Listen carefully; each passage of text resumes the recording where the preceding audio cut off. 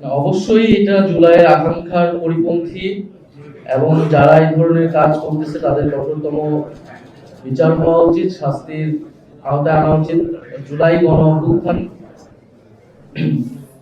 হয়েছিল একটা বৈষম্য বিরোধী দুর্নীতিমুক্ত বাংলাদেশের আকাঙ্ক্ষায়, রাজনৈতিক সংস্কৃতির পরিবর্তন, এবং আমরা আমাদের জায়গা থেকে সেই চেষ্টা করে যাচ্ছি।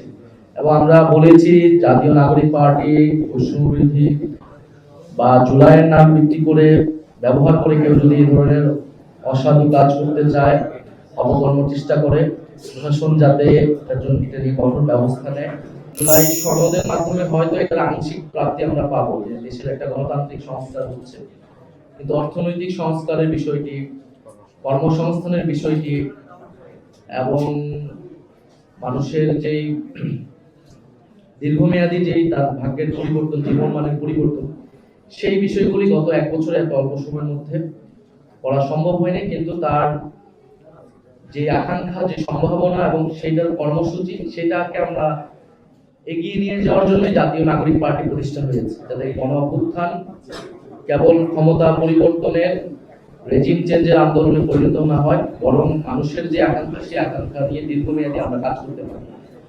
আর জাতীয় নাগরিক পার্টির জায়গা থেকে কিন্তু আমরা আগামীকাল সেই বিষয়গুলোই উল্লেখ করবো, যে তরুণদের নিয়ে আমাদের পরিকল্পনা কি, অর্থনীতি নিয়ে আমাদের পরিকল্পনা কি, এবং দেশের আইন শৃঙ্খলা, পুলিশ প্রশাসন নিয়ে আমাদের পরিকল্পনা কি, এবং গত এক বছরের আসলে সফলতা, ব্যর্থতা, এই সবকিছু নিয়ে আমরা আগামীকাল কথা বলবো, এবং আমাদের পার্টির পক্ষ থেকে যে পরিকল্পনা, সেই পরিকল্পনা আমরা প্রকাশ করব।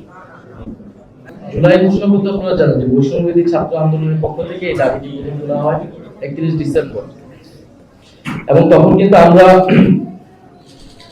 বৈষম্যবিরোধী ছাত্র আন্দোলন জাতীয় নাগরিক পার্টির পক্ষ থেকে, কমিটির পক্ষ থেকে আমরা যেই ঘোষণাপত্রটি আকাঙ্ক্ষা করি তার একটা খসড়া আমরা সরকারের কাছে দিয়েছি। সরকার যখন বলেছে সরকার দায়িত্ব নিয়ে এটি ঘোষণা করবে, এবং আনুষ্ঠানিক মিটিংও হয়েছে, কয়েকটি প্রধান উপদেষ্টার উপস্থিতিতে হয়েছে। আমাদের জায়গা থেকে আমরা বলেছি ঘোষণাপত্র অবশ্যই সাংবিধানিক স্বীকৃতি থাকতে হবে, সংবিধানের সেটা প্রিয়েম্বল এবং তফসিলে এই জুলাই গণ অভ্যুত্থান এবং বা ঘোষণাপত্রে কথাটি উল্লেখ থাকতে হবে। এবং আমরা আশা করতেছি যে সরকারের জায়গা থেকে সেই বিষয়টি নিশ্চিত করা হবে, সকল রাজনৈতিক দল এই বিষয়ে সেটা সমর্থন দিবে এবং কমিটমেন্ট দিবে। আমরা কিন্তু বলেছি যে যদি সরকার ঘোষণা দিতে না পারে তাহলে আমরা উদ্যোগ নিব, বা আমরা যারা গণ অভ্যুত্থানের বিভিন্ন শক্তি ছিল, কিন্তু আমরা চেয়েছি যাতে সরকার এটা রাষ্ট্রীয়ভাবে, সরকারিভাবেই দেয়। সরকার এখন এই উদ্যোগ নিয়েছে, এই জন্য আমরা স্বাগত জানাচ্ছি। আর পাশাপাশি আমরা বলেছি যে আমরা যে বিভিন্ন পদযাত্রায় মানুষের কাছে যাচ্ছি, মানুষের প্রত্যাশাগুলো শুনছি, আকাঙ্ক্ষাগুলো শুনছি, এবং আমাদের যে ভাবনা, মূলত এটা আমাদের জাতীয় নাগরিক পার্টি এবং জুলাই পদযাত্রার আমাদের যে অভিজ্ঞতা, তার ভিত্তিতে আমরা সামনের বাংলাদেশটাকে আমরা কিরকম দেখতে চাই সেটার রূপরেখা আমরা, এবং আমাদের জাতীয় নাগরিক পার্টির ভবিষ্যৎ কর্মসূচি, সেটা মূলত আমরা প্রকাশ করতে যাচ্ছি। অবশ্যই এটা জুলাইয়ের আকাঙ্ক্ষার পরিপন্থী এবং যারা এই ধরনের কাজ করতেছে তাদের কঠোরতম বিচার হওয়া উচিত, শাস্তির আওতায় আনা উচিত। জুলাই গণ অভ্যুত্থান হয়েছিল একটা বৈষম্য বিরোধী দুর্নীতিমুক্ত বাংলাদেশের আকাঙ্ক্ষায়, রাজনৈতিক সংস্কৃতির পরিবর্তন, এবং আমরা আমাদের জায়গা থেকে সেই চেষ্টা করে যাচ্ছি। এবং আমরা বলেছি জাতীয় নাগরিক পার্টি বৈষম্য বিরোধী বা জুলাইয়ের নাম ভিত্তি করে ব্যবহার করে কেউ যদি এই ধরনের অসাধু কাজ করতে চায়, অপকর্ম চেষ্টা করে, প্রশাসন যাতে এটার জন্য এটা নিয়ে কঠোর ব্যবস্থা নেয়।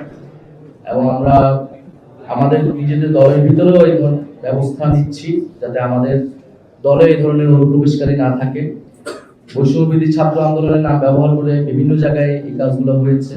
আমরা কিন্তু অনেক আগেই বলেছিলাম যে বৈষম্যবিরোধী ছাত্র আন্দোলন বা যে সমন্বয়ক, এই বিষয়টা আসলে সুরা হওয়া উচিত, এবং সরকার যদি আইন শৃঙ্খলা বাহিনী এটা ব্যবস্থা নেয়, আমি আশা করি যে, এবং এটি হবে না। এবং পাশাপাশি শুধু বৈষম্যবিরোধী নয়, রাজনৈতিক দলের বিভিন্ন জায়গায় নেতাকর্মীরাও যে পরিমাণ চাঁদাবাজিতে যুক্ত হয়েছে সেটাতেও কঠোর হতে হবে।